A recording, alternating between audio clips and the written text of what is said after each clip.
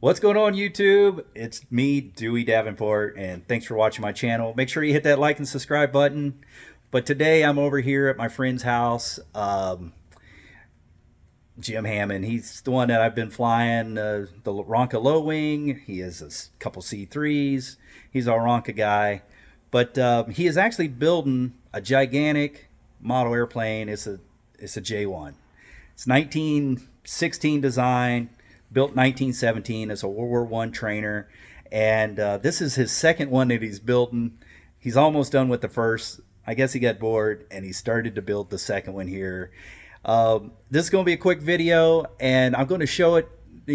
Show you. I'm going to turn the camera around so you can see this airplane. But why is this a big model airplane? He's been flying models since he was a kid, and really this is just a blown up model airplane. How everything's put together, and it's real easy for him when it comes to wood, even metal. But man, it's quite amazing. The wood workmanship is unbelievable, and the J-1 is really an unbelievable airplane. I'll tell you a little bit of history that I know about, which isn't a lot. Jim knows everything about it, but I have the D-25 new standard, same aircraft designer. This airplane is just 10 years older than what a D-25 is. So let me turn the camera around, show you this cool airplane. So this is what a J-1 should look like. A lot of people mistakenly take it as a Jenny, but one thing that for me, I can always see a J-1, the top wing, if you look at it, it's really tall off the fuselage. A Jenny is kind of very stocky, short looking, and that's really one way to tell that between a Jenny and a J-1. The J-1 is in my opinion, and probably for everyone that flies a J-1, is a much better airplane. It's bigger. They could retrofit these airplanes and fly 4 passengers in them. They would take out the fuel tank in the front and have club seating in the front cockpit. Very unique. And for a barnstormer back in those days, that was a big deal because you can make twice the money. So yeah, this is what it should look like. This is what Jim's airplane, the one that you're going to see on the bench. We're just kind of joking around. People say they find barn finds, and he said he's not sure if it was a barn find or a basket case. So I think he found a basket case. A little history with it. The guy had it built. It was ready for cover, and a tornado hit his hangar, destroyed everything, blew the airplane away. I'm not sure how many miles away it was, but they found it out in a field, destroyed it, and anyway, it was sold to a guy, I guess, down in Florida. Jim bought this, this basket case here. A little fun fact also, he said these red struts here were actual Gates Flying Circus struts from their J-1. So if you guys want to learn a little bit about Gates Flying Circus, you can read a couple books about the Gates. Is really Upside Down Pangborn, and also Chewing Gum, Bell and Wire, and Guts. I've mentioned it in my barnstorming videos.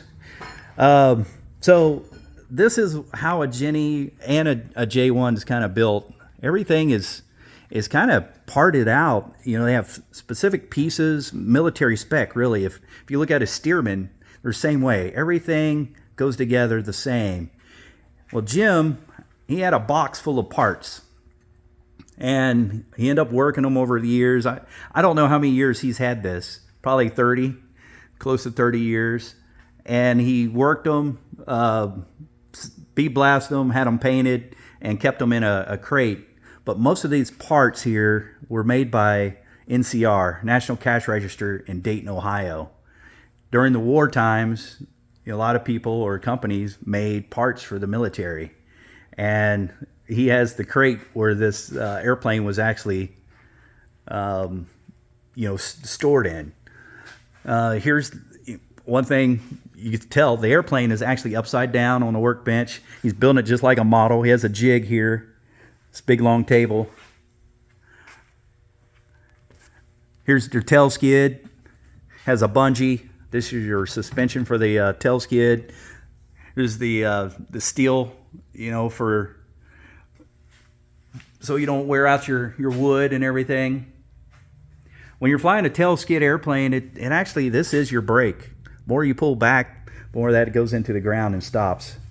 These little stringers here, this is what was on the airplane that was broken. And you could tell the new wood compared to the old wood. This is hard steel wires. Then he will tighten them up with these turnbuckles. Like I said, it's really just an amazing piece of art. He's like a piano tuner. All right, this is the engine mount. Like I said, the airplane's upside down. He's going to actually put a Hall Scott. It's a water-cooled, I believe it's a 4-cylinder, big old tractor engine pretty much. And he's getting it worked on right now. The other J-1 that he has a Hisso. And I'll show you videos of that later down the road.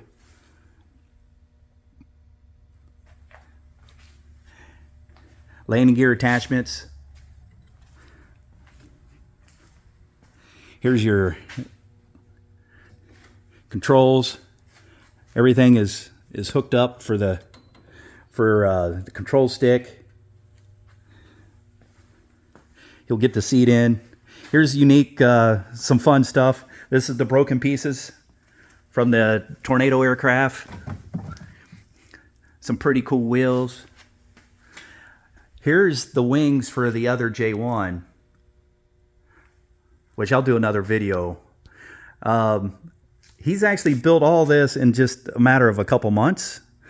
But over the years, it's kind of unique. He's been taking this time, but look, he jokingly, he would always say, "Oh, I'm getting ready for the second one," and we'd laugh at him.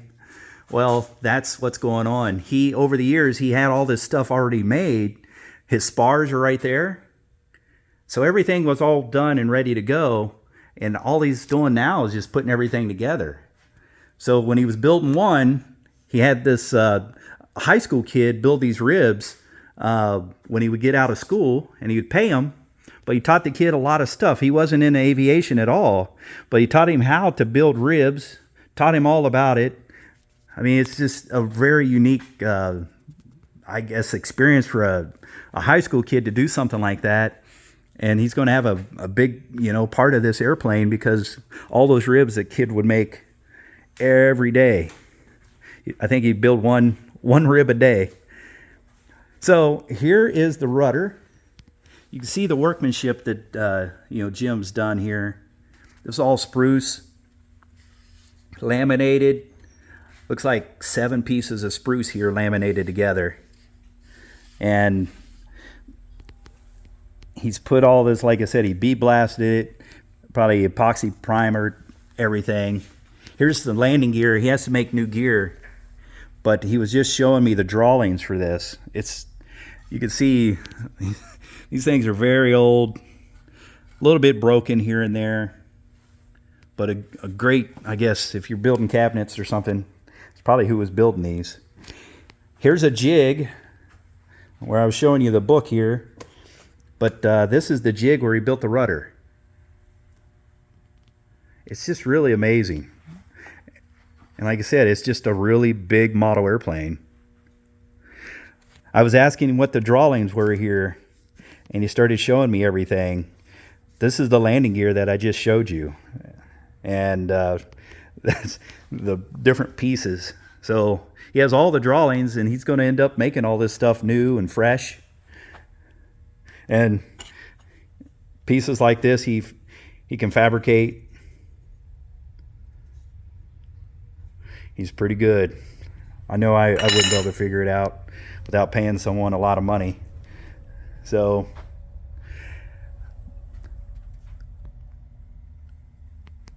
this is about it. What he's going to do, he's going to send the engine away to have it, I guess, sandblasted, but it's dry iced blasted. And we're going to try to see if they'll let me shoot a video of all that. I don't know. Show you these wings. He's had these wings built, but he keeps them together like this because it's the easy way to store them around. He has little dollies under the wings, so he can just push the airplane around or the wings around.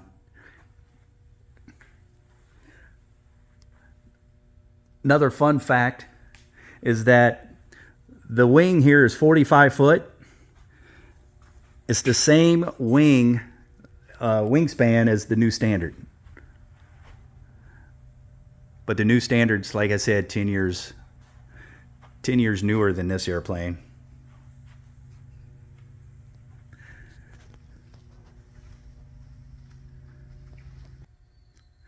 All right, so we're going to make this video a little bit longer, but I'm showing you a rib here after I put you on pause and we talked about it. But this is what a rib looks like. It's a lot of work. As you can tell, there's multiple pieces here, separate pieces. You got all these gussets and formers and back formers. This is dowel rods go through it. That's for alignment also. It's pretty amazing. But Jim pulled out some really cool stuff that he has. This is jigs to build the ribs. So the nose ribs here, this is one of the jigs, and Roger Lorenzen, who built the Smithsonian J-1, these were his personal jigs for the airplane. And what Jim found out, I guess they didn't know what they were going to do with it, or they're going to throw them away, and he tracked them down and got them. And this is what he keeps. Jim's really a historian. He built his own jigs for the other airplane, but he kept these jigs here. And if you look here, this is the pieces would go in,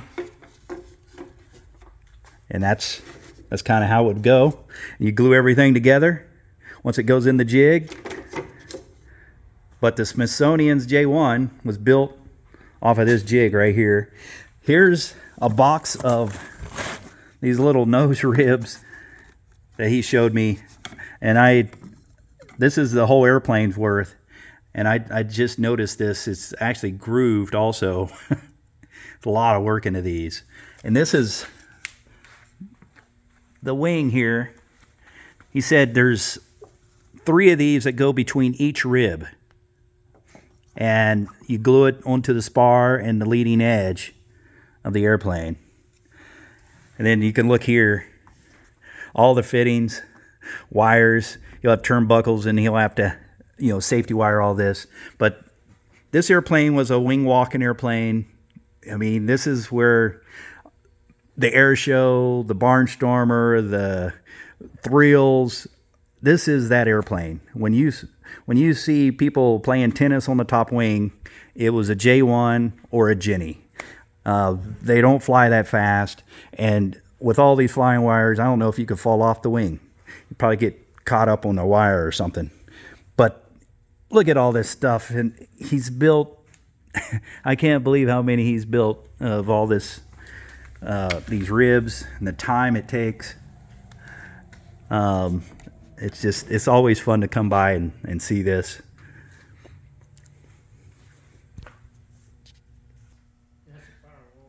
All right, so that's really the end of this video. I don't want to, I guess, show you everything that that this airplane has in store. And as you can see, it's a cool airplane. The J-1 is a really neat airplane. If you want to learn more about it, Google it, or go buy this book here that I was showing you, Forgotten Barnstormer, and the story of the J-1 in war and in peace. So Jim's actually in it with his other J-1, and there's some really cool pictures in here. But I'll make another video. I got a lot of other videos I want to make. Jim has a ton of cool airplanes and cool just stuff to see. Even the model airplane stuff is quite amazing. So we're going to end it here. Thanks for watching. Hope you enjoyed a little bit about the J-1 Standard. Take care.